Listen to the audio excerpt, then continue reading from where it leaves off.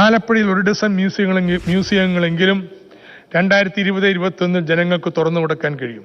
ഇവയും കിഫ്ബി സഹായത്തോടെ നടത്തുന്ന കനാൽ നവീകരണമടക്കമുള്ള പ്രവർത്തനങ്ങൾ ചേരുമ്പോൾ ആലപ്പുഴയ്ക്ക് പൈതൃക നഗരം എന്ന നിലയിൽ ഒരു പുനർജന്മം ലഭിക്കും.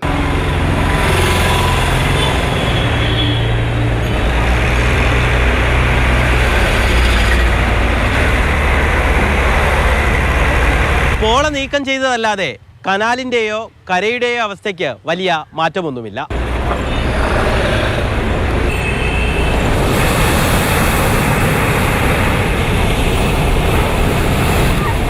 കടൽപ്പാലം നവീകരിക്കുമെന്നും പ്രഖ്യാപനമുണ്ടായിരുന്നു.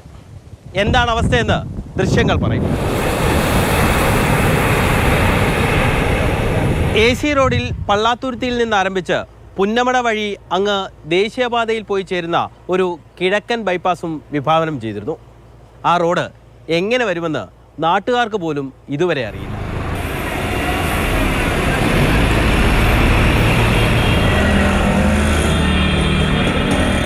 KSRTC ബസ് സ്റ്റാൻഡും ബോട്ട് ജെട്ടിയും ഓട്ടോ ടാക്സി സ്റ്റാൻഡും ഒക്കെ ഉൾപ്പെട്ട മൊബിലിറ്റി ഹബ്ബും പ്രഖ്യാപനത്തിലൊതുങ്ങി. പൈതൃക പദ്ധതിയിൽ പറഞ്ഞ പല കാര്യങ്ങളും നടക്കാത്തതുകൊണ്ട് 6 വർഷത്തിനിപ്പുറവും തോമസ് ഐസക്കിന്റെ ഫേസ്ബുക്ക് പോസ്റ്റിൽ ട്രോളോട് ട്രോളാണ്.